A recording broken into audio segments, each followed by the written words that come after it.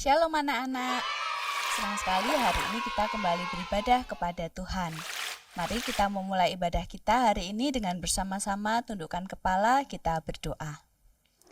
Bapa di surga, kami bersyukur Tuhan untuk kesempatan yang Tuhan berikan kepada kami datang beribadah kepada Tuhan. Pimpin dan sertai ibadah kami Tuhan, agar puji-pujian kami boleh memuliakan nama Tuhan dan kebenaran firman Tuhan boleh memberkati setiap kami menjadi anak-anak Tuhan yang senantiasa taat dan setia kepada Tuhan. Kami berdoa di dalam nama Tuhan Yesus Kristus. Amin.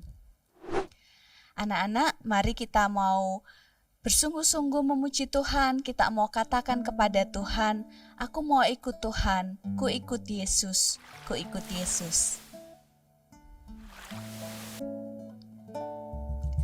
Ku ikut Yesus tempuh jalan yang datar, bunga lebat atau sumber air yang sejuk. Hatiku tenang bila Yesus memimpinku, menuju ke surga pasti ku ikut. Ikut Yesus, ku mau ikut Yesus. Ke tempat manapun ku ikut Yesus.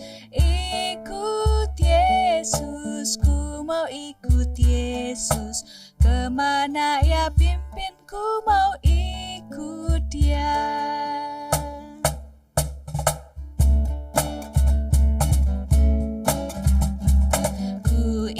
Yesus tempuh jalan bahaya, badai topan awan gelap merintangiku. Hatiku tenang bila Yesus memimpinku, ku tak gentar karena Ya di sisiku.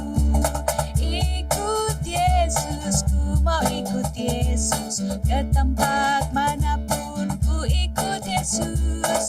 Ikut Yesus, ku mau ikut Yesus. Kemana Ya pimpin, ku mau ikut Dia. Ku ikut Yesus tempuh jalan yang susah, rohku ingin berdekat pada Tuhanku. Hatiku aman bila Yesus memimpinku, tibaku di surga Ya besertaku. Ikut Yesus, ku mau ikut Yesus. Ke tempat manapun ku ikut Yesus. Ikut Yesus, ku mau ikut Yesus. Kemana Ya pimpin, ku mau ikut Dia. Kemana Ya pimpin, ku mau ikut Dia. Kemana Ya pimpin, ku mau ikut Dia. Anak-anak, hari ini kita juga mau kembali merenungkan firman Tuhan. Mari kita mempersiapkan hati kita mau katakan kepada Tuhan, Tuhan, aku mau terus berjuang mengikut Engkau, dan sampai nanti akhir hayatku, sampai nanti Engkau datang yang kedua kali, Engkau dapati aku menjadi hamba yang setia di hadapan-Mu. Selidiki aku ya Tuhan, selidiki aku, lihat hatiku, apakah ku sungguh mengasihi-Mu, Yesus. Kau yang Maha tahu dan menilai hidupku, tak ada yang tersembunyi bagi-Mu. Telah kulihat kebaikan-Mu yang tak pernah habis di hidupku. Ku berjuang sampai akhirnya, Kau dapati aku tetap setia. Dengan sungguh-sungguh katakan, selidiki aku, lihat hatiku, apakah ku sungguh mengasihi-Mu, Yesus. Kau yang Maha tahu dan menilai hidupku. Tak ada yang tersembunyi bagimu. Telah kulihat kebaikanmu yang tak pernah habis di hidupku. Ku berjuang sampai akhirnya kau dapati aku tetap setia. Ku berjuang sampai akhirnya kau dapati aku tetap setia. Kau dapati aku tetap setia. Mari kita mendengarkan firman Tuhan dengan sungguh-sungguh. Tuhan Yesus memberkati. Anak-anak, sebelum kita mendengarkan firman Tuhan, mari kita kembali tundukkan kepala, kita berdoa. Tuhan Yesus, tolong kami Tuhan untuk memiliki telinga dan hati yang dengar-dengaran akan firman Tuhan, supaya firman Tuhan yang kami dengarkan sungguh-sungguh kami renungkan dan kami lakukan di dalam kehidupan kami sehari-hari. Kami berdoa di dalam nama Tuhan Yesus. Amin. Anak-anak, Bersetiwi mau mengajak kita melihat satu video tentang orang yang memiliki nama terpanjang di dunia. Let's get to the list. Oke, kita akan mulai dengan yang ini. Ini adalah Hubert Blaine dari Jerman. Nah, Hubert Blaine ini adalah seorang laki-laki kelahiran Jerman 4 Agustus tahun 1914. Oh, is he alive? No. Probably not. Nama panjangnya adalah, oh my god, Adolf Blaine Charles David Earl Frederick Gerald Hubert Irvin John Kenneth Lloyd Martin Nero Oliver Paul Quincy Randolph Sherman Thomas Unkes Victor William Cerzis Yancy Zeus. No way. How do you say this? Let me try. Padahal aku baru aja mikir kayak loh, kok semua namanya bukan kayak nama orang Jerman, tapi ternyata nama paling belakangnya dia adalah Wolfschlägerstein, Hausenbergerdorf, Volaten, Waren, Gewissen, Hafschaffer, Svessen, Schafewaren, Pool, Gefloigens, Orgfaltigkeit, Beschützen, von Agreven. I gave up. Gila, ini panjang banget. Nah, Hubert ini memegang rekor nama terpanjang dalam sejarah, tapi cuma dari tahun 1975 sampai ke 1985. Jadi ada yang lebih panjang. Namanya terdiri dari 746 huruf dalam 27 kata yang huruf awalnya adalah berdasarkan urutan abjad. Hah? Oh, Adolf A. Blaine, B. Charles, C. Dan nama panjang di akhir adalah nama keluarganya. How do you remember Wolfschlägerstein, Hausenbergdorf, bla bla bla bla bla. Wow, ini bikin nama keluarga aku Judge minder. Satu syllable, Judge. Nama kalian memberitahu kita siapa kalian dan memberitahu sesuatu tentang kalian. Jadi setiap kali orang tua memberikan kalian nama, pasti ada tujuan dan bahkan ada doa dan harapan yang diselipkan di dalam nama kalian. Hari ini kita akan mendapati juga bahwa nama Allah memberitahu kita lebih dari itu. Nama Allah mewakili Allah sendiri dan segala sesuatu tentang dirinya. Namanya adalah nama yang paling penting dan indah dari semua nama, karena namanya memberitahukan segala sesuatu mengenai Allah. Semua yang telah Allah kerjakan, sedang kerjakan, dan akan kerjakan. Bagaimana Allah menghendaki kita memperlakukan namanya? Melalui perintah ketiga dari Keluaran pasal 20 ayat 7. Jangan menyebut nama Tuhan Allahmu dengan sembarangan, sebab Tuhan akan memandang bersalah orang yang menyebut namanya dengan sembarangan. perintah ketiga mengajarkan kepada kita untuk hidup sedemikian rupa sehingga nama Allah dihormati dan dipuji di dalam segala sesuatu, baik yang kita pikirkan, katakan, dan lakukan. Allah telah menyatakan namanya kepada orang Israel. Dia telah mengatakan kepada mereka tentang siapa Dia dan telah memperlihatkan kepada mereka kuasanya yang menyelamatkan dan memelihara mereka. Bahkan tentang kesetiaan dan kasih Tuhan yang tetap mengampuni bangsa Israel meskipun mereka melakukan kesalahan yang sangat besar. Meskipun mereka tidak dapat melihat Allah, tetapi Allah bersama-sama dengan mereka hadir di antara mereka. Nama Allah adalah hadiah berharga bagi mereka karena namanya menunjukkan segala sesuatu tentang siapa Dia. Dan Allah tidak ingin bangsa Israel dan kita semua orang yang percaya kepadanya melecehkan namanya dengan cara bagaimanapun. Nah, bagaimana atau apa yang dituntut dalam perintah ketiga? Yang pertama, kita dituntut untuk memakai gelar, atribut, ketetapan, firman, dan karya Allah dengan kudus dan penuh hormat. Jadi bagaimanakah sikap yang harus kita miliki terhadap nama, firman, dan karya Allah? Berarti karena Allah itu kudus, kita dituntut untuk memiliki sikap yang kudus dan hormat terhadap Dia dan namanya, memperlakukan namanya dengan benar.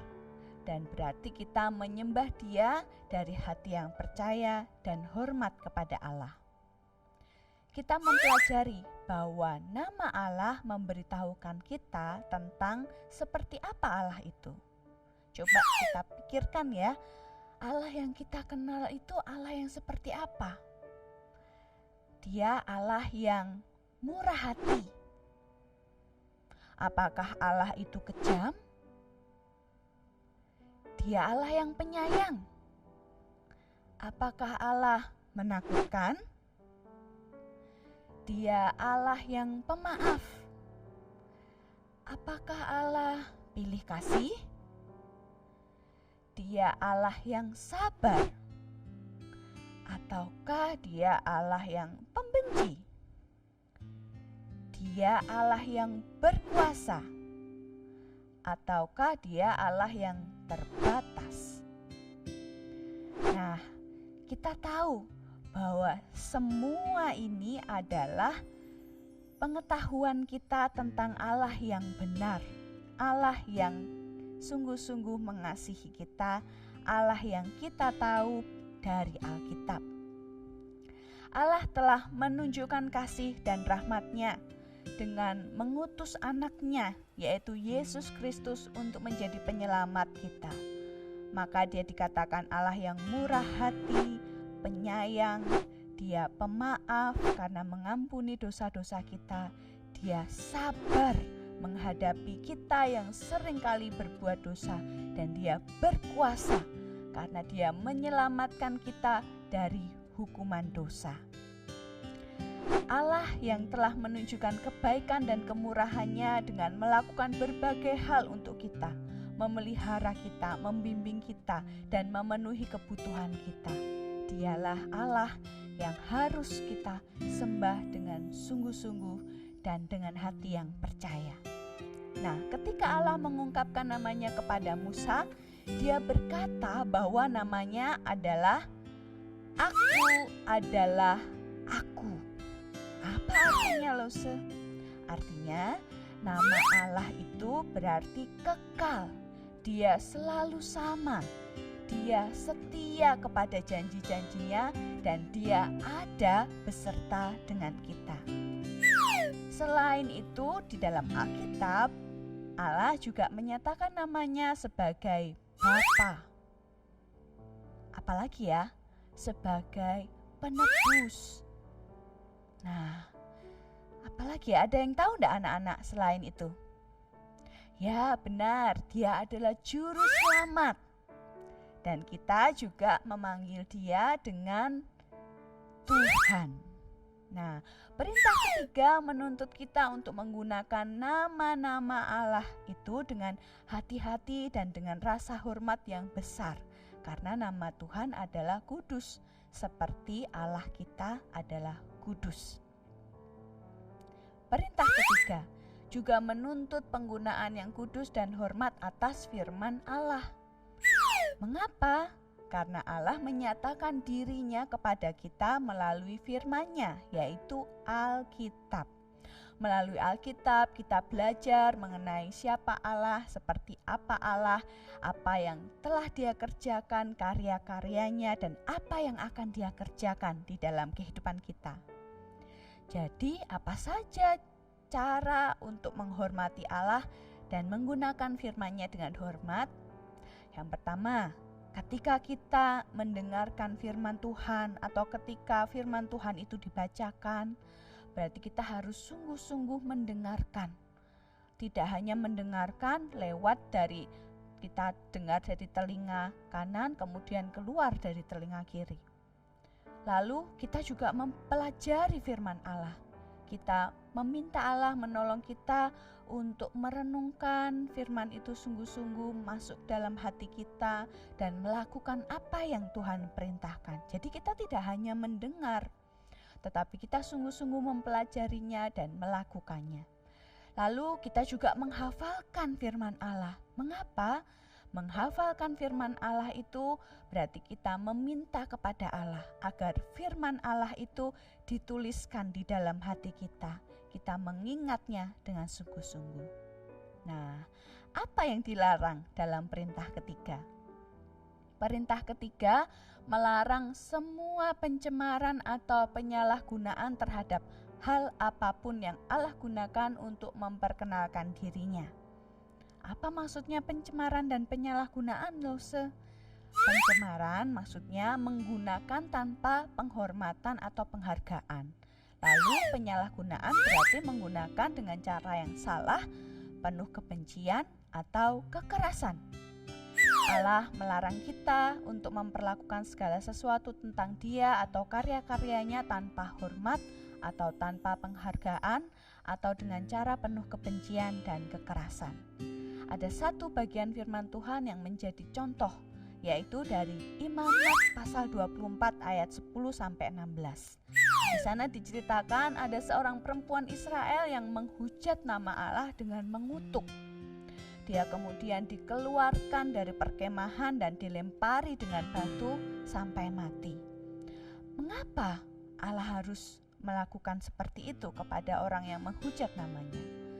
Nah, karena Allah sangat serius dalam melihat bagaimana kita menggunakan namanya. Dia melarang kita untuk menggunakan namanya dengan cara apapun yang tidak menghormati Dia, dan mengatakan bahwa Dia akan menghukum mereka yang menghina Allah dan menolak untuk bertobat. Jadi kita bersyukur kalau misalnya kita dengan tidak sengaja menyebut nama Allah dengan sembarangan, tapi kemudian kita sadar dan kita meminta ampun kepada Tuhan melalui doa, maka Tuhan akan mengampuni kita.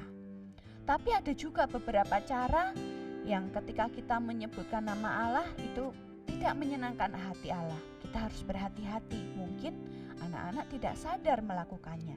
Yang pertama, ketika kita menggunakan nama Allah dalam ungkapan sehari-hari dan kita menggunakannya dalam bentuk bercanda atau jokes, ya.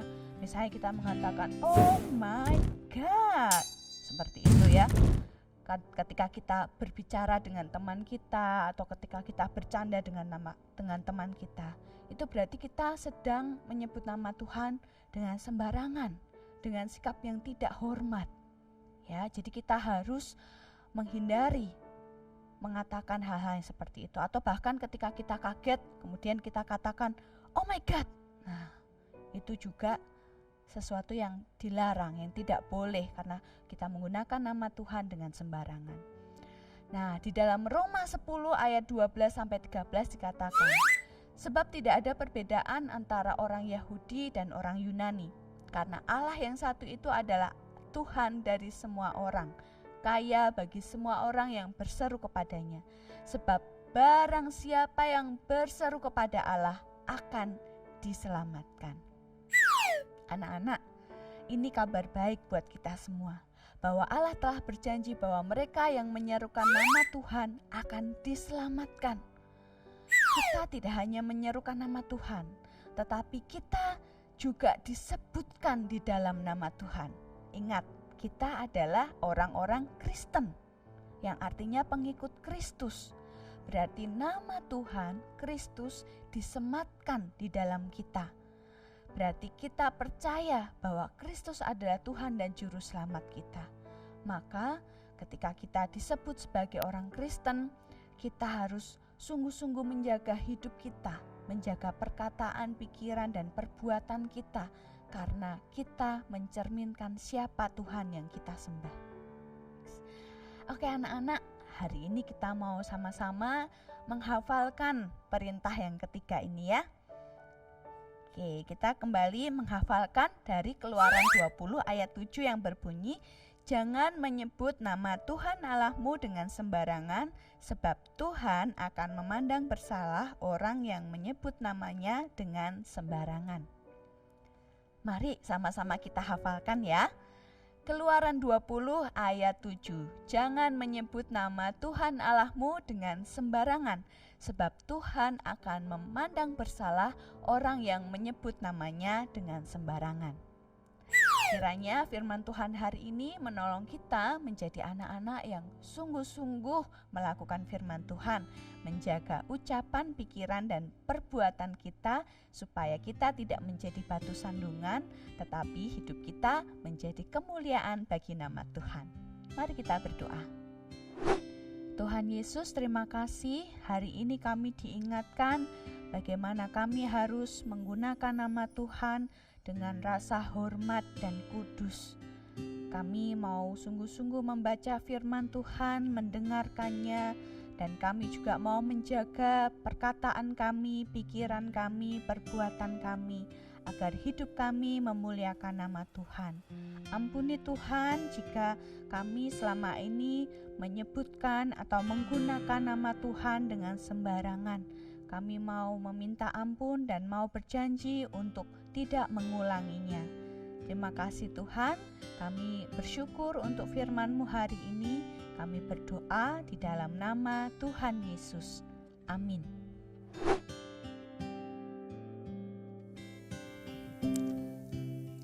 Persembahan Tuhan punya, persembahan hanya Tuhan yang punya. Ku tidak boleh memakai dan menggunakannya, persembahan hanya Tuhan yang punya. Anak-anak, mari kita memberikan persembahan dengan penuh ucapan syukur. Kalian bisa memberikan persembahan dengan cara transfer ke rekening GKA Gloria Pacar atau scan QRIS berikut ini.